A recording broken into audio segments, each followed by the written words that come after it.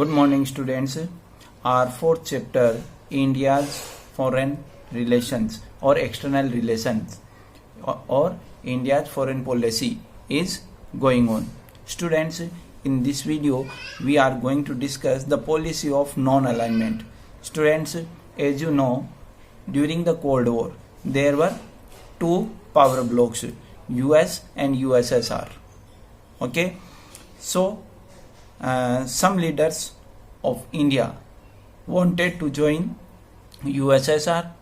They suggested that India should join the USSR policy, and some suggested to go with US. Okay, students. But our first Prime Minister or Foreign Minister Jawaharlal Nehru wanted something different. So we are going to discuss the policy of non-alignment. A few leaders and political parties wanted to India to follow pro-US foreign policy. Some leaders wanted to follow. They wanted the India follow the US foreign policy.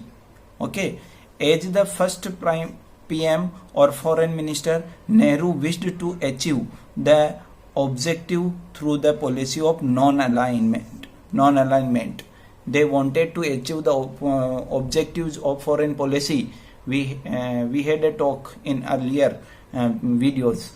The objectives of our foreign policy, India's foreign policy. So our Prime Minister Jawaharlal Nehru wanted to achieve those objectives through non-alignment. Okay,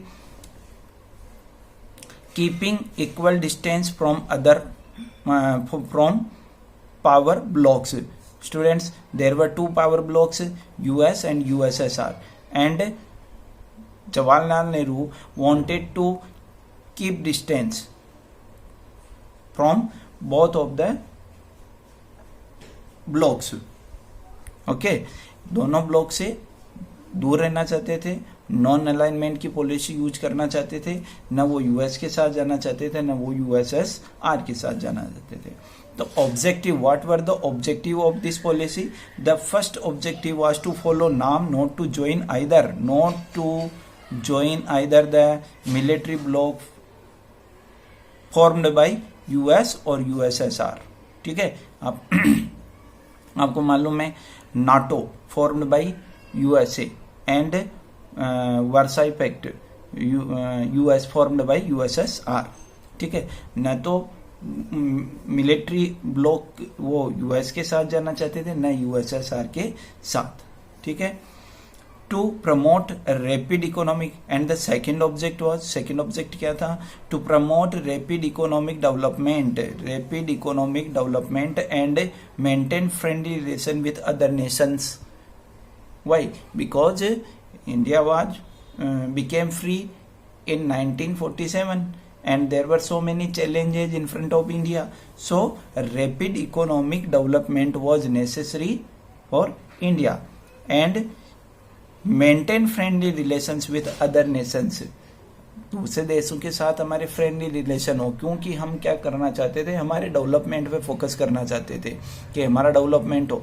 अगर हम किसी भी block को follow करते अगर, तो क्या होता कि हमें भी उनके साथ युद्ध में जाना पड़ता, वॉर में इंक्लूड होना पड़ता, फिर हमारे देश में हम डेवलपमेंट पर फोकस नहीं कर पाते. सो हमने क्या किया कि ना हमने यूएस को फॉलो किया ना यूएसएसआर को. ठीक है, the creation of the Indian National Army INA by Netaji Subhash Chandra Bose during the second world war.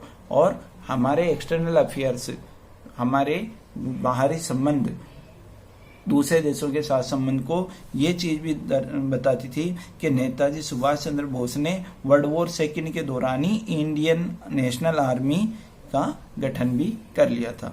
So students, the policy of non alignment, ठीक है, कि हम किसी भी ब्लॉक को फॉलो नहीं करेंगे, हम एक अलग थर्ड वर्ग जो है उसको बनाएंगे. वो क्या है, कैसे बनेगा, हमें भी आगे देखेंगे. ठीक है, डिस्टेंस फ्रॉम टू कैंप्स.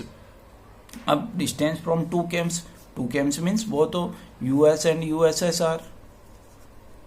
ठीक है, ये दोनों जो कैंप थे इनसे हमें दूरी बनाए रखनी थी।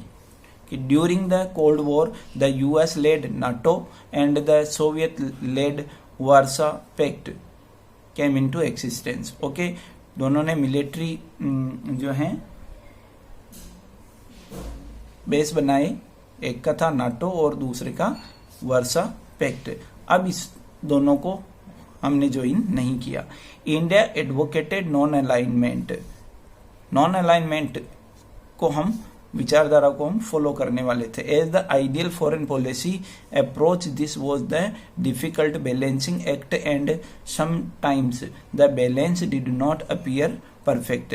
अब हमें क्या करना था, इन दोनों में बैलेंस करके चलना था, लेकिन कभी कभी क्या होता था, बैलेंस प्रॉपरली हो नहीं पाता था। क्या हुआ, जैसे कि बैलेंस क्यों कैसे नहीं हुआ कि in 1956 when Britain attacked Egypt, जब 1956 में Britain attacked on Egypt over the Suez canal, ठीक है, इंडिया प्रोटेस्टेड। तो इंडिया ने इस इशू को प्रोटेस्ट किया, इसका विरोध किया। जब 1956 में ब्रिटेन ने सुएज कैनल इजिप्ट पर अटैक किया तो इंडिया ने इसका प्रोटेस्ट किया, विरोध किया, ठीक है। लेकिन क्या हुआ, अगर हम नॉन अलाइनमेंट पॉलिसी को यूज कर रहे हैं, अपना रहे हैं, तो हमें क्या करना चाहिए, हमें स्टैंड बाय रहना चाहिए, ठीक है, न इसकी तरफ बोलना है न उसकी तरफ। लेकिन 1956 में तो हमने ब्रिटेन का विरोध कर दिया, लेकिन क्या हुआ कि but in the same year when the USSR invaded Hungary India did not protest it. लेकिन जब इसी ईयर में 1956 में ही यूएसएसआर ने हंगरी पर अटैक किया तो हमने, इंडिया ने उसको प्रोटेस्ट नहीं किया। By why, because India have close relations with USSR. USSR के साथ हमारे क्लोज रिलेशन है, तो वो हम नहीं चाहते थे कि टूटे, इसलिए हमने विरोध नहीं किया।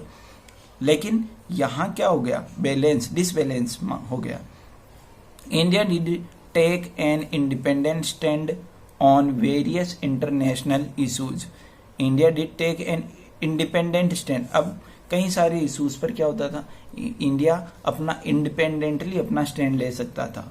जैसे मान लीजिए उन्होंने यहाँ तो विरोध कर दिया, यहाँ नहीं किया, तो इंडिया ने क्या किया है कि अपना इंडिपेंडेंट स्टैंड लिया है कि उन्हें सिचुएशन के अकॉर्डिंग